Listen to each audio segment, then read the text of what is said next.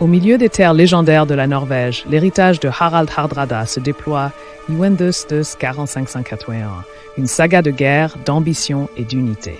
Des fjords au royaume lointain, explorer le parcours d'un roi dont les aspirations ont remodelé les nations et le temps lui-même.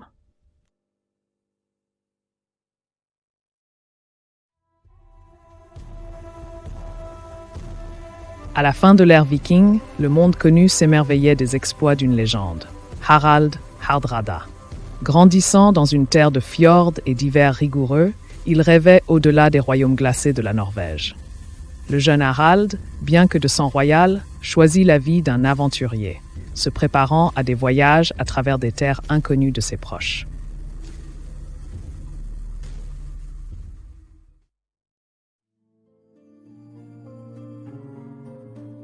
Les premiers voyages de Harald l'ont conduit aux cours vibrantes de Kiev, où son courage et son esprit stratégique ont attiré l'attention des puissants.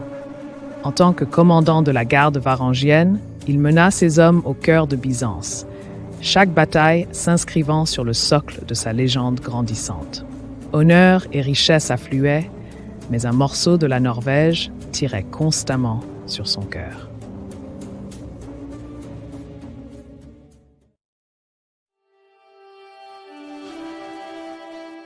Revenu en Norvège avec des richesses et des récits de terres lointaines, Harald saisit fermement les rênes de la royauté.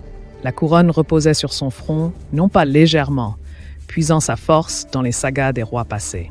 Stratégiquement, il unifia les royaumes épars sous sa domination, forgeant une Norvège singulière, tant par la diplomatie rusée que par le combat résolu.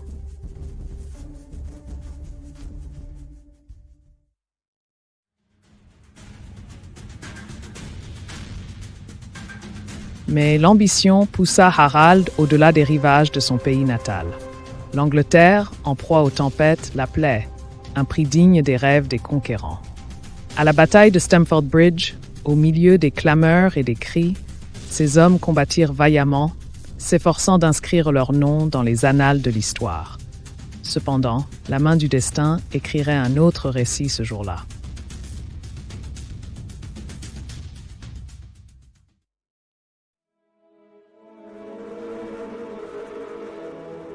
Harald trouva sa fin là-bas, une figure formidable, inébranlable, jusqu'au dernier souffle.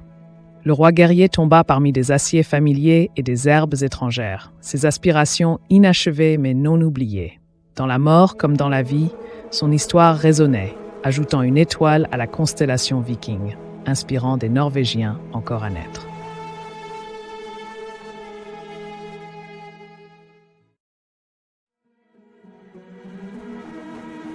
De retour en Norvège, bien que l'âge viking ait décliné, le récit de Harald brillait intensément dans les récits au coin du feu. Ses conquêtes et consolidations étaient plus que des exploits. Elles étaient des piliers posant les fondations des futurs royaumes unifiés. Les jeunes Norvégiens, en entendant son histoire, apprenaient le rythme de leur propre potentiel.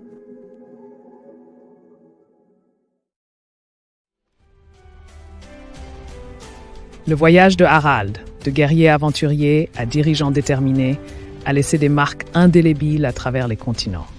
Les marées du temps ont porté les échos d'un monarque audacieux dont l'ambition a atteint loin et large.